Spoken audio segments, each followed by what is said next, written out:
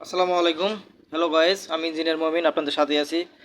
গতবারের মতো আমি আজকেও হাজির হয়েছি আপনাদের সামনে একটা টপিক নিয়ে। আজকে আমরা যেটা নিয়ে আলোচনা করব সেটা হচ্ছে কলাম এবং বিম, আর দ্বিতীয় হচ্ছে স্ল্যাব। অনেকে জানেন না কলাম, বিম এবং স্ল্যাবের ল্যাপিংয়ের পরিমাণ কত।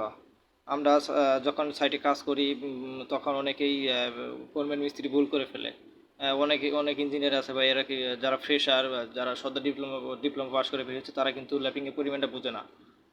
কলামে, বিমে এবং স্ল্যাবে কত ল্যাপিং ধরা হয় এই বিষয়টা কিন্তু অনেকে জানেন। আমি আপনাদেরকে দেখাবো কিভাবে কলাম, বিম এবং স্ল্যাবের ল্যাপিং কত দিবেন, মানে ল্যাপিংয়ের পরিমাণ কত সেটা আমি আপনাদেরকে দেখাবো।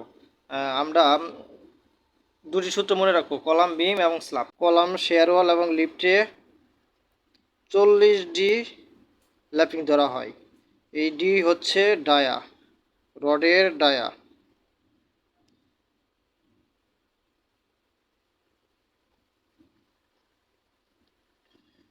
2 নম্বর হচ্ছে স্ল্যাব। স্ল্যাব এবং বিমে 60 ডি ল্যাপিং ধরা হয়। এই ডি হচ্ছে রডের ডায়া। এখন একটা কলামে যদি 16 মিলি রড ব্যবহার করা হয়, তো 16 মিলি রডের ল্যাপিং কত হবে? এখন আপনারা এটা কিভাবে বের করবেন? তাহলে 16 মিলি রড, এখানে ডায়া হচ্ছে, রডের ডায়া হচ্ছে 16 মিলি, তাহলে আমরা কলামের ক্ষেত্রে বের করি। কলাম ইকুয়াল 16 মিলি, ঠিক আছে? 16 মিলি তাহলে 40 ডি।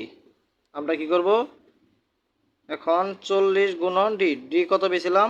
16 মিলি, কারণ কলামে আমরা 16 মিলি ল্যাপিং দিচ্ছি। তাহলে আমরা এটাকে বের করে পাবো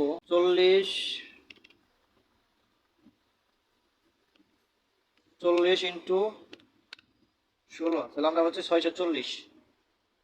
এই হলো 640, এটা হচ্ছে মিলিমিটার। মিলিমিটারকে আপনার 640 মিলি পর্যন্ত আপনি ল্যাপিং দিতে পারবেন। 640 মিলি এটাকে যদি আপনি ফিটে নেন তাহলে এটা কি করবেন? 640 মিলিমিটারকে ভাগ দিবেন। আমরা জানি 304.8 মিলিমিটার হচ্ছে 1 ফিট। তাহলে 640 ভাগ হলো 304.8, তাহলে হলো 2.09। 304.8, 2.09 ফিট।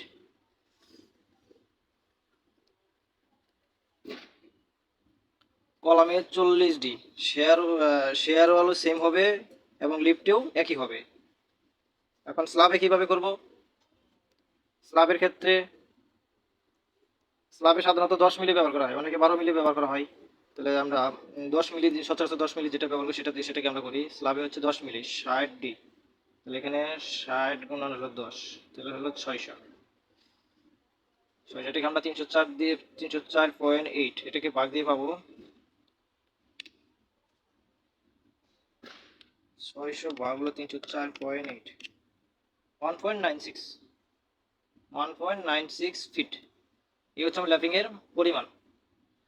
আপনারা এইভাবে সাইটে যখন ল্যাপিং দিবেন তখন আপনারা এটা হিসাব করে ল্যাপিং দিবেন।